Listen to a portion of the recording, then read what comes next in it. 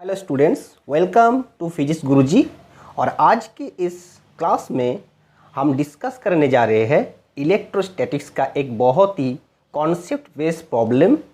और ये प्रॉब्लम मैंने लिया है रेसनिक हेलिडे जो बुक है फिजिक्स का, इस बुक से। ये प्रॉब्लम है इलेक्ट्रोस्टैटिक्स का एकदम बेसिक एक प्रॉब्लम। ये प्रॉब्लम सॉल्व करने के लिए इलेक्ट्रिक फील्ड, गॉसेस थ्योरम, किसी का भी कॉन्सेप्ट जरूरी नहीं है। सिर्फ अगर तुम एक दिन पढ़े हो इस चैप्टर को, मतलब कूलॉम्स लॉ पढ़े हो, तो इसको सॉल्व कर पाओगे।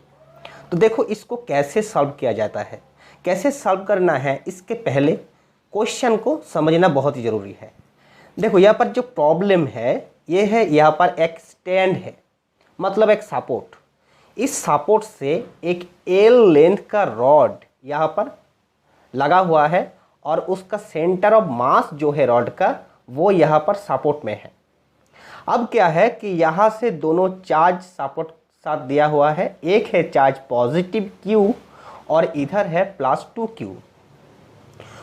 +Q चार्ज का ठीक नीचे h डिस्टेंस पर नीचे एक चार्ज फिक्स्ड है +Q, और इधर भी h डिस्टेंस नीचे और एक चार्ज है +Q। अब दोनों चार्ज प्लस होने से ये दोनों रिपेल करेगा, इधर भी रिपल्सन होगा। लेकिन देखो इधर चार्ज जो है 2Q ये डबल है, मतलब इधर रिपल्सन ज़्यादा होगा। तो इस रॉड को हॉराइजॉन्टल रखने के लिए यहाँ से x दूरी पे एक वेट को यहाँ पर लगाया गया है। टोटल सिस्टम को इक्विलिब्रियम में, मतलब इसका कोई रोटेशन इधर नहीं होगा। ये होने के लिए ये x कितना होना चाहिए, ये एक सवाल है। मतलब हमें यह कैलकुलेट करना है x इक्वल टू कितना होगा। और एक क्वेश्चन है जो कि बी में जो क्वेश्चन है वो है कि कितना होगा h का वैल्यू, ताकि यहाँ पर जो रिएक्शन होगा, नॉर्मल रिएक्शन, वो ज़ीरो होगा। मतलब h कितना होने से यहाँ पर जो r होगा रिएक्शन, वो r ज़ीरो हो जाएगा। तो चलो पहले हम क्या करते हैं कि बी का सवाल का क्वेश्चन का आंसर पहले आ जाएगा कैलकुलेशन करने से। तो मान लो कि यहाँ पर इस चार्ज को जो रिपल्सन फोर्स दे रहा है, इस फोर्स को हम लिख देते हैं एज F1। इधर जो रिपल्सन फोर्स है तो ये फोर्स होगा F2, और इधर जो नॉर्मल रिएक्शन है, ये नॉर्मल रिएक्शन है R, और इधर जो वेट ये तो W है। तो अभी R जीरो होने के लिए क्या होना चाहिए कि इन दोनों फोर्स का साथ W इक्वल होना होगा। तो हम लिखते हैं कि इधर तीनों फोर्स क्या क्या है, एक है F1, दूसरा है F2, और तीसरा फोर्स जो है वो है R। इन तीनों फोर्स का साथ इक्वल होगा W वेट।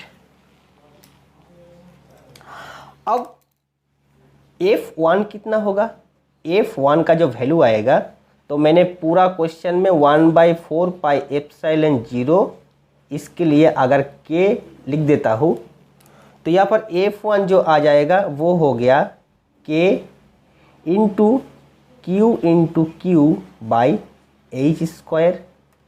F2 जो होगा वो होगा Q into 2Q into Q by h² plus R is equal to W। और यहाँ से हम लिखते हैं कि R इक्वल टू जो हो जाएगा हमारा, ये हो जाएगा W minus K into 3 into Q by h²। अब R0, अगर हम R0 पुट कर दे तो ये हो गया W minus K into 3Q by h²। Therefore हम लिख सकते हैं कि h² is equal to 1/4πε0 3 into Q into capital Q by W। और देयरफॉर H का वैल्यू जो हो जाएगा, H इक्वल टू होगा √1/4πε0 into 3 into Q by weight W। तो ये हो गया H का वैल्यू, जिस वैल्यू होने से R इक्वल टू 0 बन जाएगा। तो ये था हमारा पहला सवाल। अब ये था हमारा दूसरा सवाल, मतलब बी का। अब पहला सवाल जो है कि x का वैल्यू कितना होने से ये सिस्टम इक्विलिब्रियम में रहेगा, मतलब ये पूरा हॉरिजॉन्टल रहेगा। इसके लिए इस रिजल्ट को अब छोड़ दो, क्योंकि h का वैल्यू क्या होगा, r 0 होने के लिए ए कर लिया। अभी हम क्या करेंगे कि h का एक कोई भी वैल्यू होगा, ये छोड़ के कोई भी हो सकता है, उसके लिए r नॉन जीरो होगा, और नॉन जीरो r को पकड़ के हम कैलकुलेट करेंगे कि x का वैल्यू कितना होगा, जिसके कारण ये हॉरिजॉन्टल रहेगा। इसके लिए क्या करना होगा कि हमें मोमेंट कैलकुलेट करना होगा। तो हम इस पॉइंट का रिस्पेक्ट में सारे फोर्स का मोमेंट कैलकुलेट करेंगे और टोटल मोमेंट जो होगा उसको 0 कर लेंगे। अब क्या होगा कि मैंने पहले F1 F2 को फिर से लिख लेता हूँ।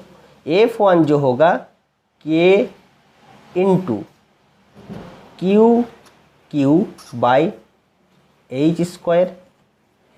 F2 जो होगा वो होगा K into 2Q into Q by H²। और R का जो वैल्यू होगा वो R होगा W minus F1 minus F2। R plus F1 plus F2 equal to W, और R equal to W minus F1 minus F2। मतलब R जो हो गया W minus K into 3Q into Q by H²। अब हमें क्या करना है कि मोमेंट कैलकुलेट करना है। तो इस पॉइंट के रिस्पेक्ट में F1 का मोमेंट हो जाएगा 0, R का जो मोमेंट है वो है एंटी क्लॉकवाइज, W का मोमेंट है क्लॉकवाइज, और F2 का मोमेंट है एंटी क्लॉकवाइज। हम एंटी क्लॉकवाइज मोमेंट को प्लस लेंगे और क्लॉकवाइज मोमेंट को माइनस लेंगे। तो क्या बन जाएगा, हमारा जो टोटल मोमेंट आ जाएगा टाउ इक्वल टू हो जाएगा पहले R इंटू L/2,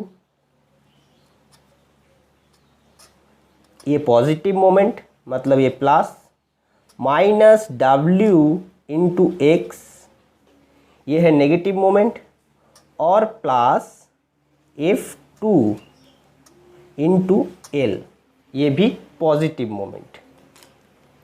अब टोटल टॉर्क होना चाहिए 0, तो हम 0 पुट कर दिया।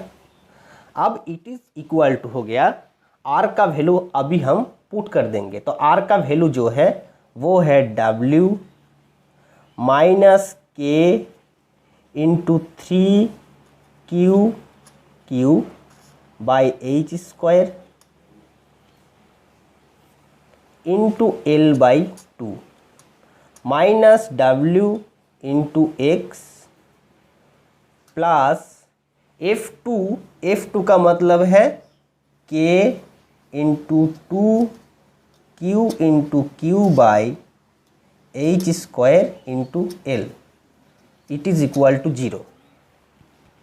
देयरफॉर हमें मिल गया W into X, W into L/2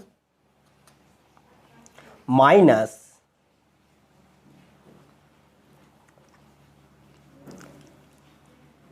K into 3Q into Q by H² into L/2 plus K into 2q into Q by H square into L equal to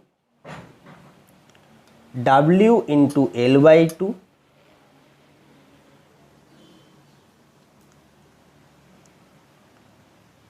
minus k into 3q into Q by H square into L by 2 sorry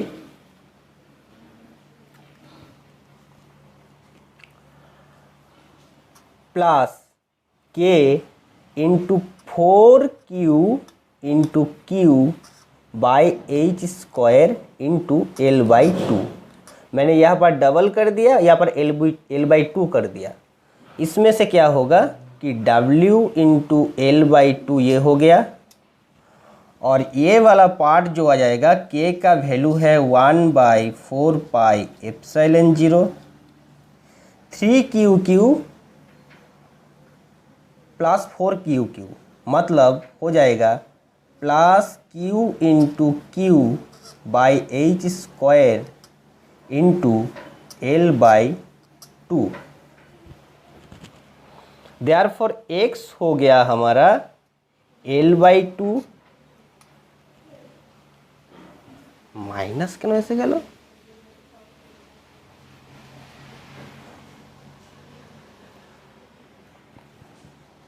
sorry ये plus होगा